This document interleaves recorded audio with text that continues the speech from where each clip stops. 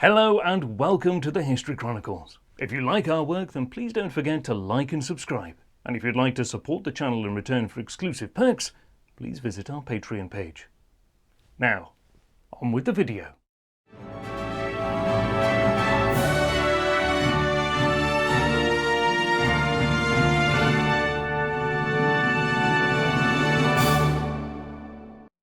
Today's History Chronicle begins on the 4th of March 1918 in Camp Funston, a US Army training base to the southwest of the town of Manhattan in the state of Kansas.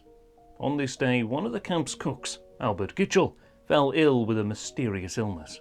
In the week that followed, over 500 men at Camp Funston were diagnosed with the same sickness. By the 11th of March, individuals in New York City were presenting similar symptoms to those exhibited by the cadets and staff at Camp Funston, 2,000 kilometers away.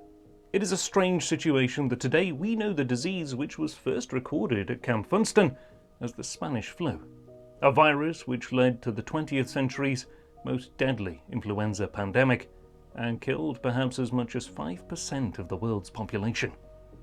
Today, the History Chronicles relates the story of the Spanish flu. There is a contradiction in terms of where the first recorded cases of Spanish flu occurred. Why is a disease which first raised its head in Middle America called the Spanish flu? The answer is to be found in the circumstances of the First World War, which had been raging since the late summer of 1914 and which most major Western powers were involved in by 1918. Most countries, including the United States, had imposed severe media censorship as a result of their involvement in the war, and this censorship in turn precluded newspapers and other outlets from reporting in an honest fashion on things like disease outbreaks, such as occurred in Kansas and New York in the early spring of 1918. This was not the case in Spain. Owing to several factors, Spain was one of the only countries in Europe which maintained its neutrality during the First World War.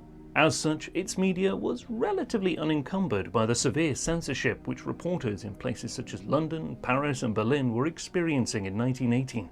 Accordingly, when the first cases of deadly influenza began appearing in the Iberian Peninsula in 1918, the Spanish media were able to report on it more freely than their contemporaries in England, France and elsewhere. The Spanish media coverage of the virus became particularly pronounced in the course of 1918, as the Spanish king, Alfonso XIII, became severely ill with the disease. He would survive, but the disease would forever become known as the Spanish flu.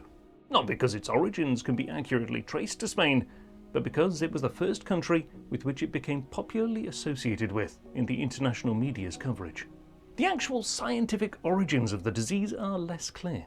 The Spanish flu was caused by a H1N1 influenza virus, a subtype of influenza A virus which is familiar to people living in the early 21st century as having caused the 2009 swine flu pandemic. There is no definitive answer as to where it originated from, though nearly all authoritative studies are clear that it neither originated in Spain, where it was popularly believed to have come from, or from Kansas, where the first cases of it are recorded as occurring. Most experts believe that it in fact originated somewhere in the trenches on the Western Front in northeastern France, perhaps as early as the autumn or winter of 1916. The conditions here were optimal for disease contagion, and there were also large amounts of animals, such as pigs, living in close proximity to humans. The virus may have jumped as a zoonotic disease from animals to humans in these cramped, unsanitary conditions. While we may never know the exact circumstances which brought about the Spanish flu epidemic, we know with a reasonable degree of accuracy the course of the pandemic which it led to. There were 4 waves recorded. The first swept through Europe and the US in the spring and early summer of 1918. It then subsided to a large extent in the warmer summer weather of 1918. However, when it returned in a second wave in that autumn of 1918 that stretched through into the winter of 1918 to 1919, it caused havoc worldwide. The second wave spread outwards from Europe to Asia and Africa. What was more, the virus mutated in the second wave to become much more deadly and spread with maximum efficiency as soldiers were discharged from the Western Front in France at the end of the First World War and began travelling back to their homes all over the world, bringing the deadly disease with them.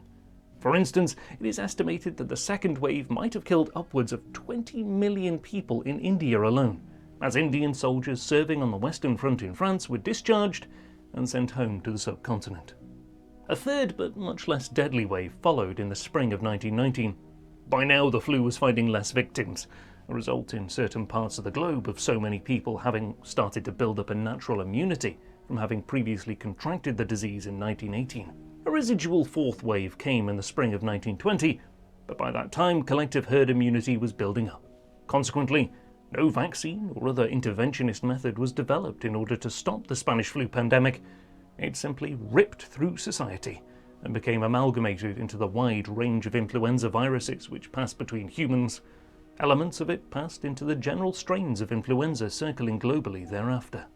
The symptoms of the Spanish flu mirrored those of a typical flu, in that sufferers generally presented with a fever, sore throat and headache, but there was also a plethora of much more serious symptoms, similar to those of bacterial pneumonia associated with the illness. These included nosebleeds, delirium and dizziness, hemorrhages and breathing difficulties, often resulting in the lungs filling with fluid, a symptom which was the most common cause of death in a great many instances, as individuals essentially drowned to death from excess internal fluids. The reproduction number of the virus, a term which we are familiar with globally as a result of the COVID-19 pandemic, was between 2 and 3. This means that when the disease was at its most rampant in the second half of 1918 and throughout 1919, every individual who contracted it passed it on to an average of 2.5 people. As a result of the high transmissibility of the disease, it is estimated that over 500 million people contracted Spanish flu worldwide, representing as much as 30% of the world's population at that time. The actual mortality rate of the pandemic is much more disputed, with estimates ranging from 20 million deaths to as high as 100 million, amounting to anywhere between 1% and 5% of the world's population in the late 1910s. If about 500 million people actually contracted the disease, this number of deaths would suggest that the Spanish flu killed roughly between 4% and 15% of all those who contracted it. But such wide regional variations that it's hard to place accurate figures on any of this. Much of this was the product of massive variations globally, in terms of how people responded to the disease and how susceptible they were to its worst effects. For instance, some studies have suggested that as many as 30 million people in the US contracted the Spanish flu, but the death toll is typically believed to have been between 500,000 and 800,000 people, suggesting a maximum mortality rate of about 2.5% in the United States. Conversely, in other countries where people's diets were poorer or where living standards in general were not as good as in the developed Western countries, the pandemic could prove absolutely catastrophic. The disease killed 9% of all those who contracted it in Finland, and in the Pacific island nation of Tahiti, 13% of the entire population died in the space of 4 weeks when the disease was at its peak there.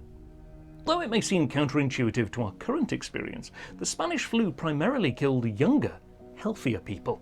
Approximately half of all deaths from the disease occurred in individuals in their 20s and 30s, while mortalities amongst those aged 60 and over were negligible, accounting for as little as 2 or 3% of all deaths in some places.